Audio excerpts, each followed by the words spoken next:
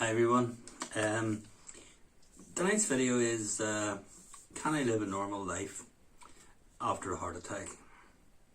And it's a question I'm sure anyone that's watching this asks, because my guess is, you're not watching this if you haven't had a heart attack. That's just my opinion. Maybe I'm wrong, but I would say most of the people that watch this have had a heart attack. And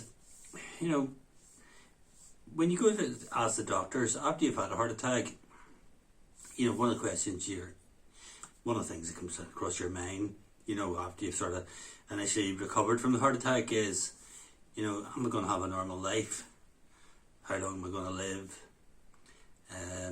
You've got a stent, or else you've got a triple bypass, and with today's technology, like your mobile phone, you can just, mobile phone's great now.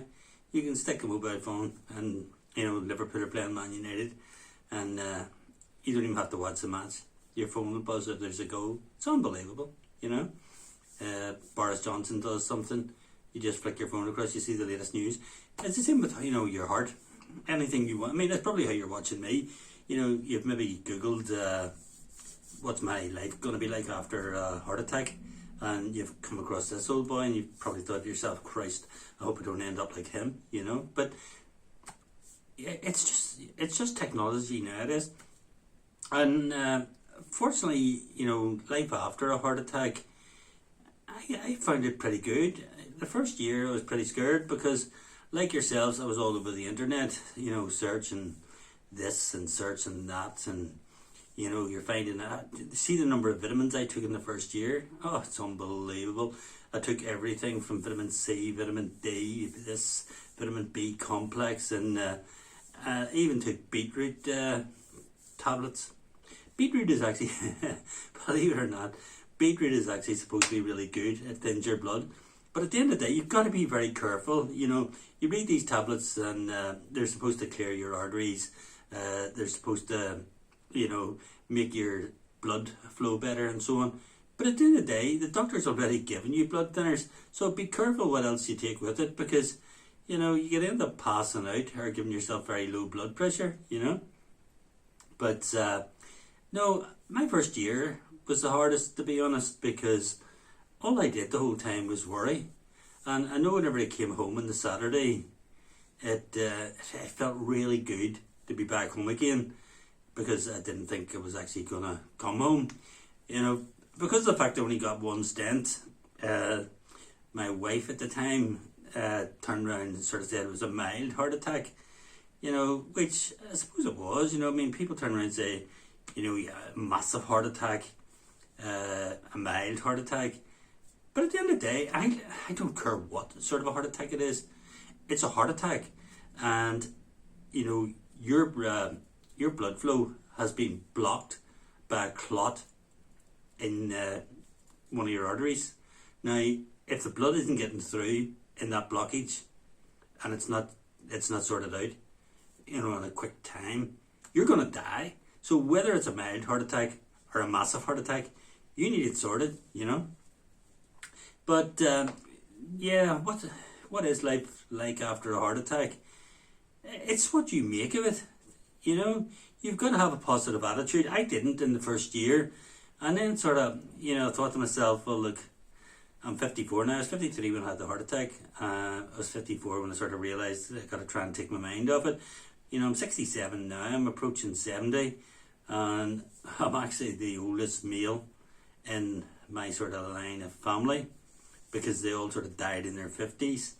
And my father himself died at 46. But, whenever you hear about sort of like, family, I know I'm getting off topic here, but, I want to sort of explain a few things to you, because, you might be wondering yourself, oh, my father had a heart attack, such and such had a heart attack, but did my father have a heart attack?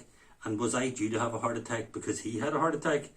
My father had a heart attack because when he was like 35, he had damage to his heart, and plus he had really high blood pressure and bad hypertension, which is basically the same. But he was given tablets and he was told to sort of look after himself. What he did was he didn't exercise. He smoked whiskey. That'd be a hard job today. he drank whiskey and he smoked woodbine, which, I mean, that's the worst cigarette you can, I mean, there's no tips in the damn things, That's just like inhaling sheer tobacco. Boom, bad, That'll block your arteries, that's for sure. And then plus my mum, oh my God, my mum, she used to always make fries for dinner. Here in Northern Ireland, that's like eggs, bacon, sausages, just, pure grease. And, those are all major causes of what killed him at 46. Not the fact that it was hereditary, So, don't be worrying if your father had a heart attack. Think to yourself, why? But anyway, let's come back to, can you have a good life after a heart attack? Yes, you can, Get involved in things. And I know it's hard, but try, get the first year in, right? If you've got a stent, you see after the first year, the chances of the stent sort of getting plaqued over again are very, very rare. It's usually within the first year.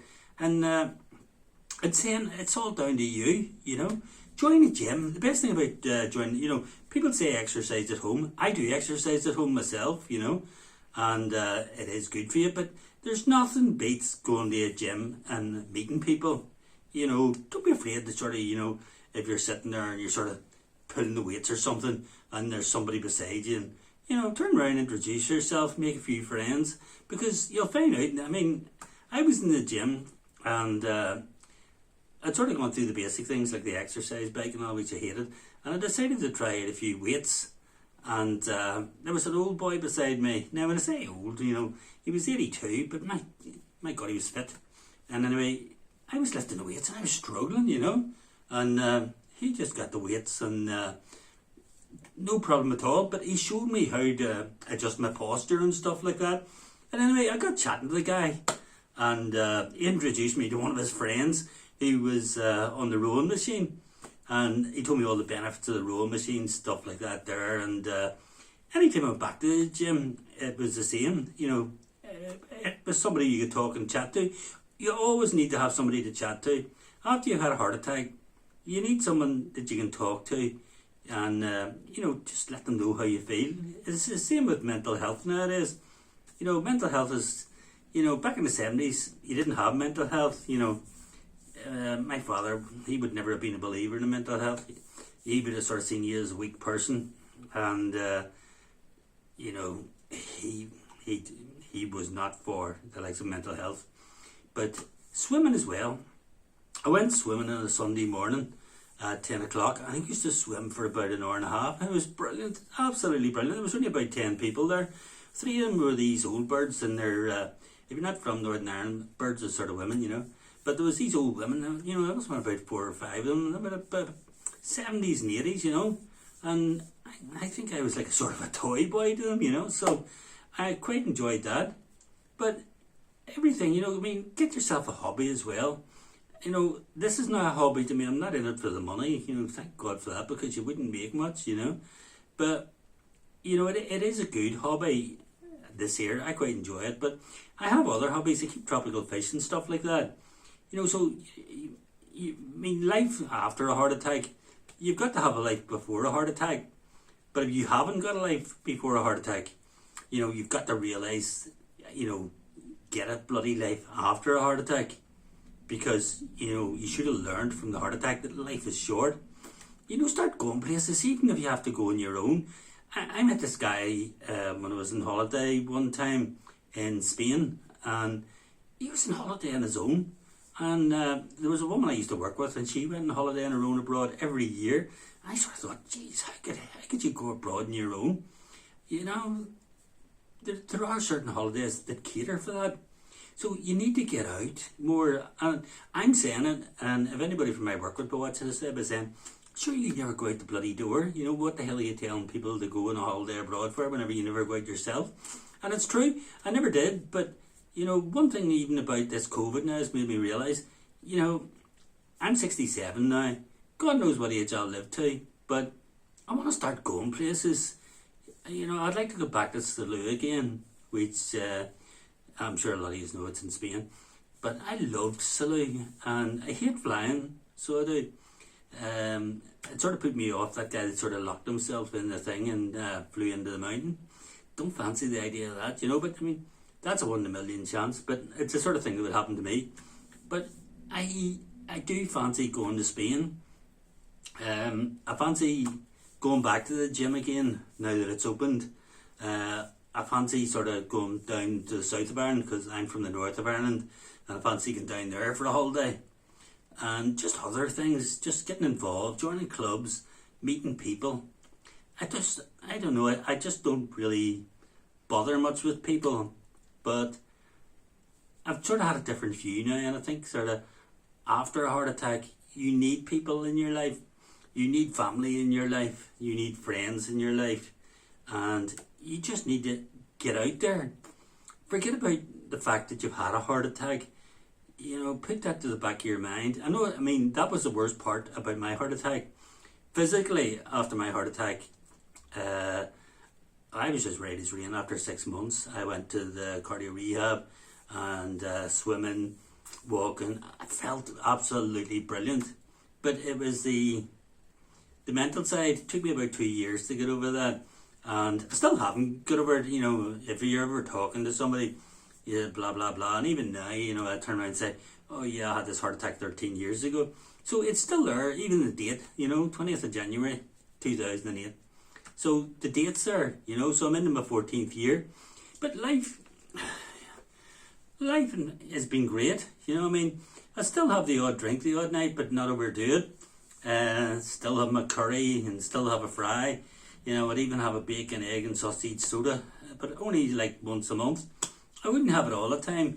Don't sort of go totally healthy. If you want to go totally healthy and you're happy with it, do it. But, treat yourself the odd time. Life is short and you want to give yourself the odd bit of enjoyment. Just make sure you get a lot of exercise. Most important, I mean, people turn around and say about diet and so on, and they're right. You need a good diet, but you do need exercise. Exercise is the main thing with heart disease. You need to exercise and exercise hard. Well, sorry, not exercise hard. What I meant was, do about half an hour. Definitely half an hour. But if you can do more than that every night, then that actually beats the government guidelines. And, you'll keep fit. And keeping fit is the main thing. Keeping fit and taking your medication. And you'll just be a normal person. You're not this victim. So there are too many victims in the world. You're someone that's had a heart attack. But I'm someone that's had a heart attack, but that's over. That was 13 years ago. Now I'm someone that's looking forward to the future. And, that's the main thing. The mental aspect of it.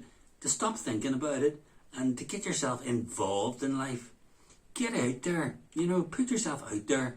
Try not to think about it. Don't be sort of thinking, oh, what of this, what of that, oh, what if I have to, what if it gets clogged up again? Do all the right things and you'll be all right. Worst case scenario, it gets clogged up again. You'll have the symptoms. You'll be able to phone an ambulance. See the hospitals and the likes of people that are sort of working within the heart disease units nowadays. They are so advanced. I mean, they really are so advanced. And the medicines and stuff they have nowadays, people that are having heart attacks at the likes of 30, 40 and so on, they're living well into their 80s. It's not like years ago. Back in the 70s, 7 out of 10 people that had a heart attack would have died within the first year. Now, I remember a guy and he was like 44 and he took a massive heart attack and he had to get a triple bypass and he smoked a lot. He smoked cigars and so on. He's still alive today at 84. He's living the life that I should be leading. He's over in Spain. He's got a wee villa. He retired. He bought a wee villa in Spain. And he goes over there and lives there months on end. And his marriage broke up, so it did. But he married a younger woman. And at 84, he's living a better life than I am. My life is totally boring compared to his. So, live the life. Get the exercise in you. And, just look to the future. Don't think you haven't got a future. You have got a future. So life after a heart attack is what you make of it. And it's the mental aspect, basically. So think about that. I'll tell you a wee thing here. I bought this book here on Amazon. Prevent, Halt and Reverse Heart Disease by Joseph C. Piscatella and Barry A. Franklin. And another thing at the top there, it says 109 things you can do. Now, I bought about 15 or 16 books on heart problems, heart disease and all that there, to try and encourage myself. And most of them are quite boring. But this book, it's got everything in it, all the different ideas, like don't be a stranger, be realistic, get a pet, breathe deeply. Breathe deeply is quite good actually. Learn happiness, get enough sleep. That's another one, get enough sleep. But yeah, there's life out there after a heart attack. It's you living it. I'll put a link to this book at the end of my video. You can maybe check it out. I'm not trying to be a salesman. I'm actually just trying to help you out because, as I say, that book there helped me out big time. It's changed my view on heart disease. But if you've got a YouTube channel, please subscribe to my channel. Hit the wee bell there so you're notified of future videos. And do take a look at that book. It really is well worth reading. But thank you very much for watching. And leave a few comments if you can. I'd love to hear other people's experiences on how they have coped after a heart attack. I really would like to hear, hearing other people's opinions really makes my day. I've had quite a few people have left comments, but not as many as I would like. I'd love to see a discussion going on down below, people all saying, what happened to them and, stuff like that. Because we can help each other by telling our own experiences. But I can tell you something now. I'm now into my 14th year after my heart attack. I feel great. So I do. And life after a heart attack? Great. So it is. I'm still alive. Manchester City won the league last night. That's quite a few times they've won the league in the last 13 years. If I had died, I would never have seen that. Never have seen that. Anyway, my friends, thank you very much for watching. I think I'll end it now because I'm basically just waffling on. I think it's because I enjoy talking. Although I'm just talking to a screen here, I mean, there's nobody about. I do feel that, there are people out there, and I know somebody's watching the things because I know one of my best posts there has nearly reached 600 views, which I couldn't believe. Somebody, there's nearly 600 people have watched one of my videos. It's unbelievable. But I really thank you guys. Really love yous for watching my stuff. It's appreciated. And if you've had a heart attack and you're worried about your future years and stuff like that, please don't be. Medicine is so advanced now. It's getting even better. I was reading something the other day. Look, I'm even waffling on more. But I was reading something the other day about heart disease. And I think there's a new discovery they've come across that they can give people, that, might even sort of clear the plaque and stuff like that there, which just shows you how advanced they're getting. We are very lucky, my friends, to be living in 2021 rather than 1971, because now, if you have a heart attack, you have a better chance of living 30, 40, 50 years. And that's a fact. That's not just me waffling. You check into it. There are people out there who took a heart attack when they're sort of like 40 and so on. They're in their 80s now. And I intend to be in my 80s. I'm going to beat that record big time. Thank you very much for watching. Take care. And do join. Hit the join button. Subscribe. Thank you.